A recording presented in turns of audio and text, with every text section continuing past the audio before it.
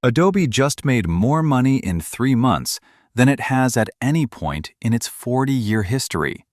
$6.62 billion in a single quarter. They beat every estimate Wall Street threw at them. They raised their guidance for the rest of the year, and then the stock fell off a cliff.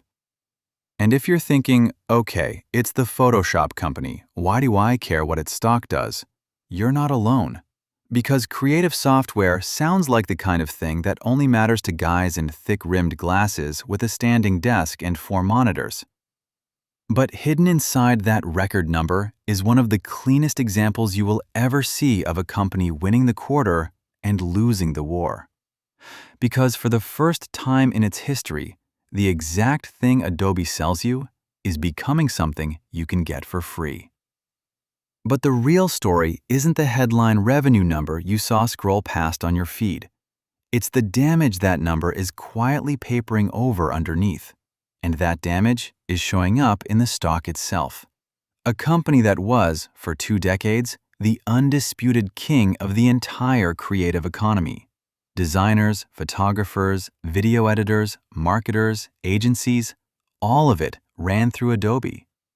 That was a near monopoly on how the modern world gets made to look good, and that king has lost roughly 40% of its value from its 2025 peak. The stock sits around $204, which doesn't sound like a crisis until you look at what's actually moving underneath it. Because here's the part that's strange.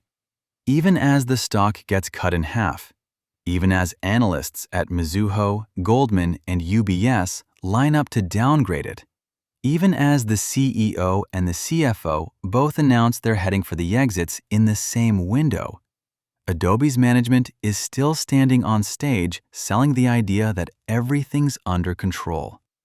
Record revenue, beat and raise, sustainable AI demand, everything's fine. But those two things can't both be true.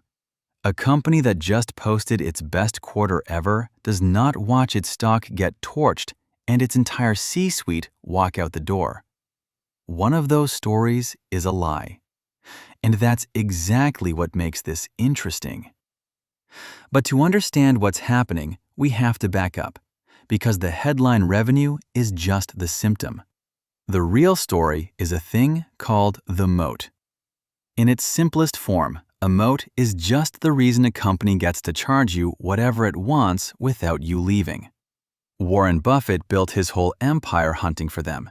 Businesses with a castle so well defended that competitors can't get in and customers can't get out. And Adobe had the best moat in software. You can think of it like this. Every professional designer on earth learned Photoshop in school. Every agency ran on it. Every job listing demanded it. So even when Adobe killed the one-time purchase and forced everyone onto a monthly subscription you can never stop paying, you can think of it as a gym membership that designed itself so you'd forget to cancel. Nobody could leave, because there was nowhere to go. That's the machine. Learn it young, need it for work, pay forever. And the relationship works like this. Switching costs up, pricing power up. Switching costs down, and the whole thing comes apart. And the switching costs are now collapsing in real time.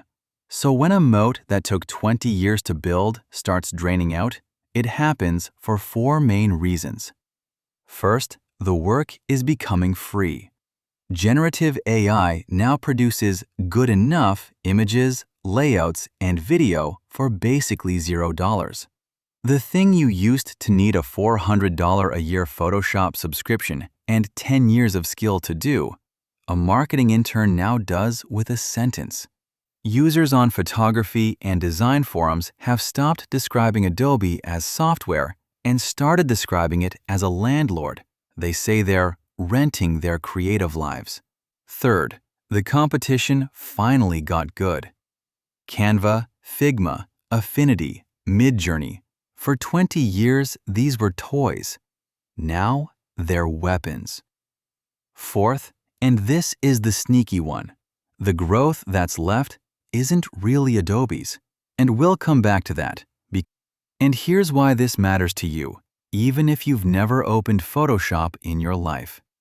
This is the exact pattern that hits every company whose moat is, we're the hard, expensive way to do something. The moment a cheap, easy way shows up. The thing actually killing Adobe has a name. Call it the workflow bypass.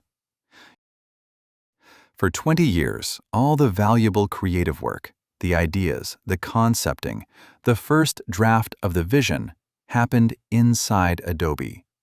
That's where you lived all day. That's what justified the subscription. But in 2026, the high-value part of the job moved out. Creative directors now do the entire vision phase in Midjourney.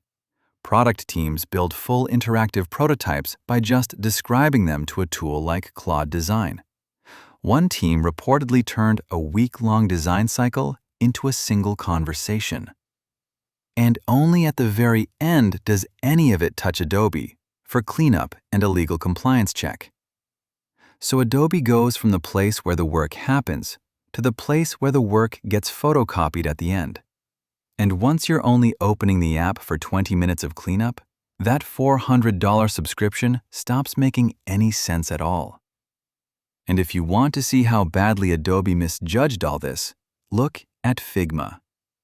Back in 2022, Adobe saw Figma coming, a slick, browser-based design tool that the next generation actually wanted to use.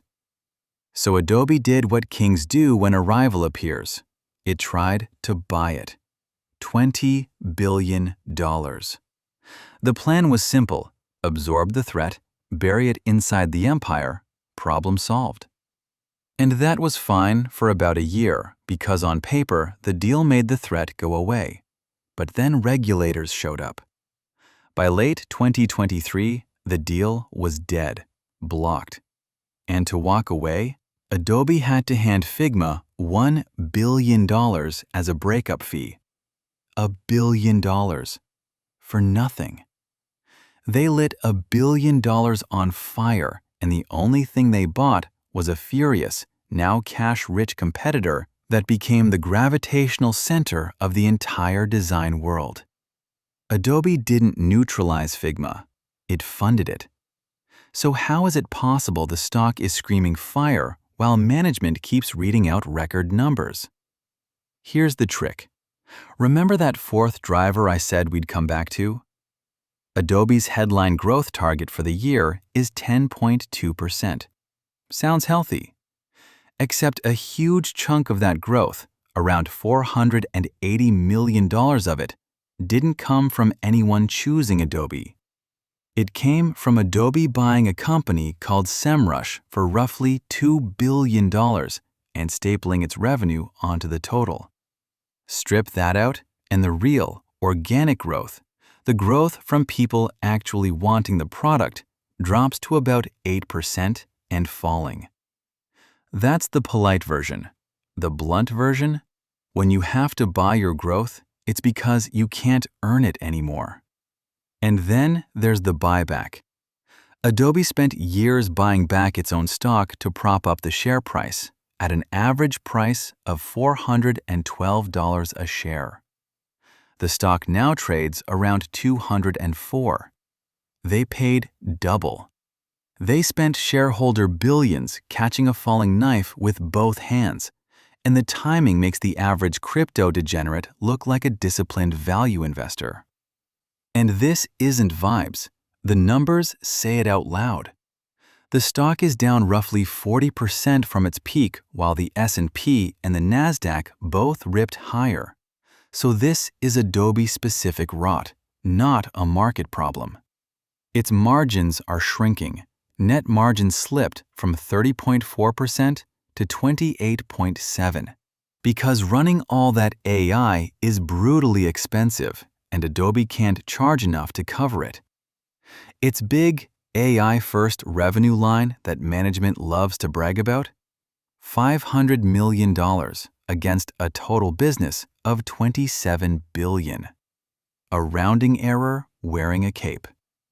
And the market's verdict is right there in the price-to-earnings ratio, basically what investors will pay for a dollar of the company's profit, which has collapsed to around 11 times. For context, growth darlings trade at 30, 40, 50. 11 is the number the market slaps on a company it thinks is finished growing.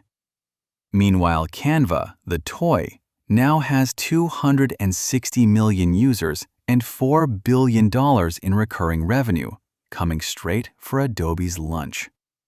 And that's how a wall builds quietly in the background while everyone stares at the record revenue headline. Because the real threat isn't Canva and it isn't Figma. It's the scenario where OpenAI, Google, and Apple bake high-end creative AI directly into the phone and the operating system you already own. And Adobe's entire reason to exist, that app layer in the middle, just evaporates. No subscription required. It's already built in.